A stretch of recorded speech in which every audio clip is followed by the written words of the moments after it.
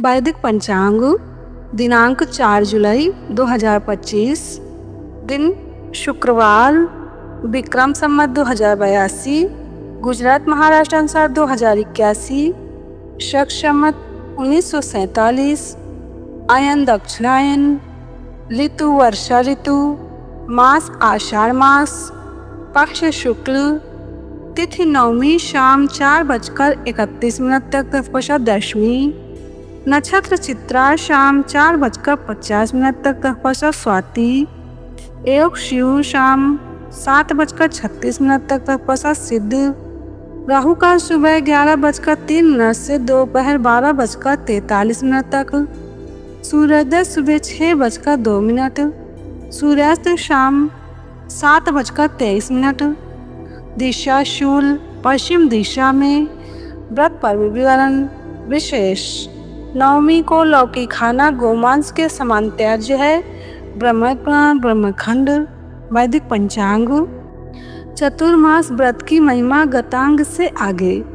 चतुर्मास में विशेष रूप से जल की शुद्धि होती है।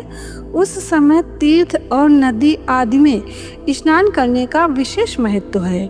नदियों के संगम में स्नान के पश्चात पितरों एवं देवताओं का तर्पण करके जप होम आदि करने से अनंत फल की प्राप्ति होती है। ग्रहण के समय को छोड़कर रात को और संध्या काल में स्नान न करें। गर्म जल से भी स्नान नहीं करना चाहिए। गर्म जल का त्याग कर देने से पुष्कर तीर्थ में स्नान करने का फल मिलता है। जो मनुष्य जल में तिल और आंवले का मिश्रण अथवा बिल्वपत्र डालकर ओम नमः शिवाय का 4-5 बार जप करके उस जल से स्नान करता है, उसे नित्य महान पुण्य प्राप्त होता है। बिल्वपत्र से वायु प्रकोप दूर होता है और स्वास्थ्य की रक्षा होती है। चतुर्मास में जीव दया विशेष धर्म है। प्राणियों से द्रोह करना कभी भी धर्म नहीं माना गया है। इसलिए मनुष्यों को सर्वथा प्रयत्न करके प्राणियों के प्रति दया करनी चाहिए।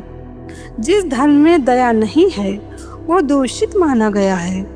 सब प्राणियों के प्रति आत्मभाव रखकर सबके ऊपर दया करना सनातन धर्म है, जो सब पुरुषों के द्वारा सदा सेवन करने योग्य है। सब धर्मों में दान धर्म की विद्वान लोग सदा प्रशंसा करते हैं।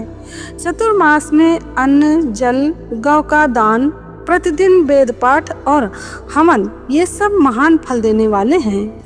सत्कर्म, सत्कथा, सत्पुरुषों की सेवा, संतों के दर्शन, भगवान विष्णु जी का पूजन आदि सत्कर्मों में संलग्न रहना और दान में अनुराग होना, ये सब बातें चतुर्मास में दुर्लभ बताई गई हैं। चतुर्मास में दूध, दही, घी एवं मट्ठे का दान महाफल देने वाला होता है।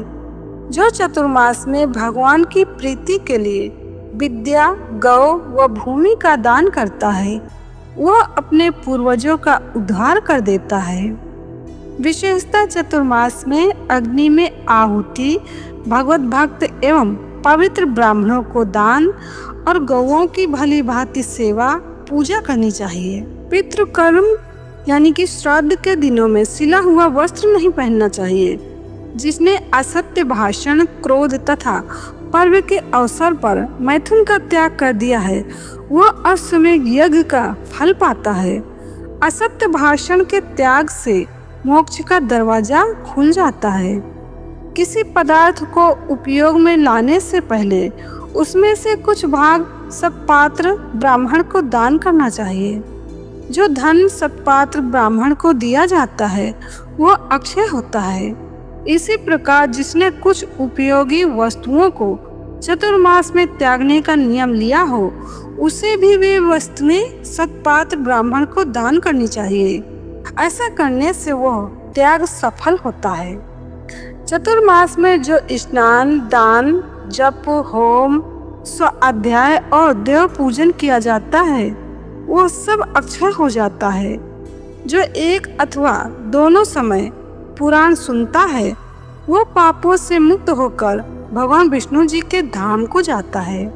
जो भगवान के शयन करने पर विशेषता उनके नाम का कीर्तन और जप करता है उसे कोटि गुना फल मिलता है। देवशयनी एकादशी के बाद प्रतिज्ञा करना कि हे भगवान, मैं आपकी प्रसन्नता के लिए अमुक सत्कर्म करूंगा और उसका पालन करना, इसी को व्रत कहते हैं। ये व्रत अधिक गुणों वाला होता है।